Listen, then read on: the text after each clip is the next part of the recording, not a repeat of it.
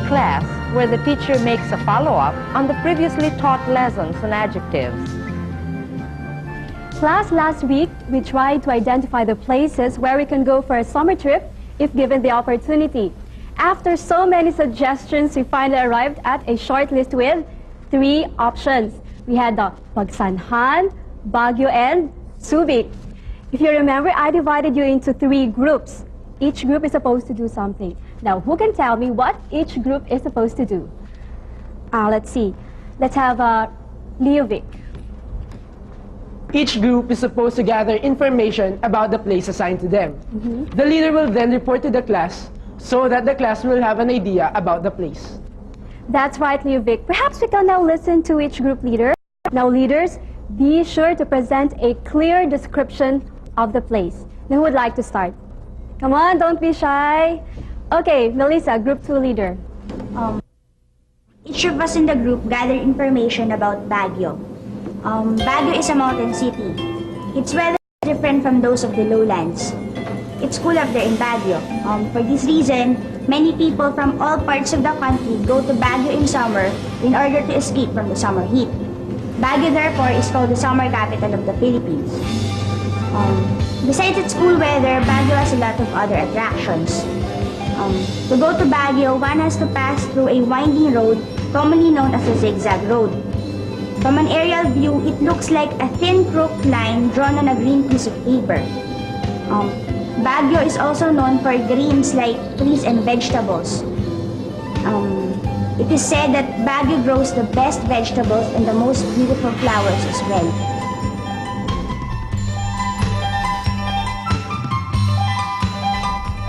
Class, I'd like to congratulate all the leaders for making such a good presentation.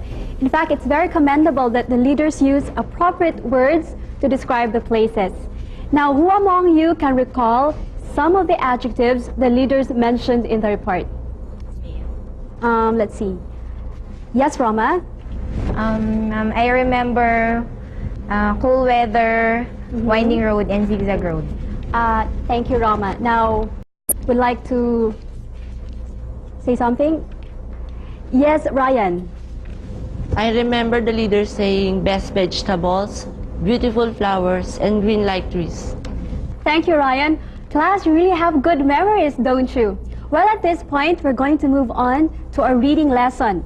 Well, the selection deals on a topic very relevant to everyone, especially for those living in crowded urban areas. Now, who would like to make a guess? Okay, Robert. Is it about El Nino phenomenon? Well, Robert, El Nino is also very relevant, but somehow it's not the topic. It's more on something that affects people living in crowded areas. Would you like to make another guess? I guess it's about pollution. Thank you, Robert. That was good. You must have noticed how the teacher compartmentalized the lesson. Did she show a link between the lesson on adjectives and the reading lesson? Obviously, she didn't. She did not do integration of skills.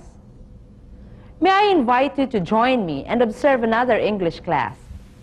Let's see what Teacher Roseo is doing. Class, I told you to gather information about Baguio, Pagsanhan, and Subic. Let us share information today. Perhaps after the sharing, we shall all be in a better position to choose the place for our summer trip, that is for gimmick time. But for now, I'd like you to give the best description for each place. Are you ready? Yes, sir. Okay, so let us start with Baguio. So what are the information you got about Baguio?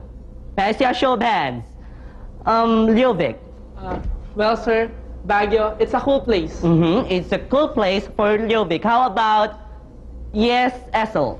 Sir, it also has interesting tourist spots. So give me some more ideas that you gathered about Baguio. You said it's cold, or it's a cool place. What else? Bernhard Park. We have.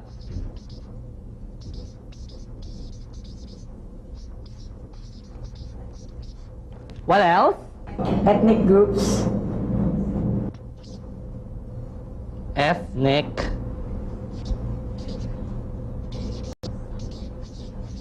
some more. Igorots. More. High mountains. We have high mountains in Baguio. Next. Zigzag roads. Have you been there? Not yet. Okay. What else? Wood carvings.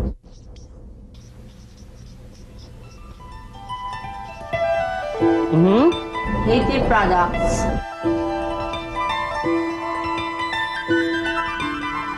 What did teacher Rosea do? Apparently, he did the following.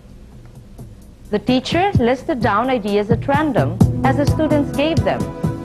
Then, he guided the students to organize the ideas through a visual device or idea map. He believes that if ideas are organized, it will be easier for students to store them in memory and later to retrieve or recall them. Before we move on to the rest of the lesson, let's pause first for a few reminders. Stay tuned.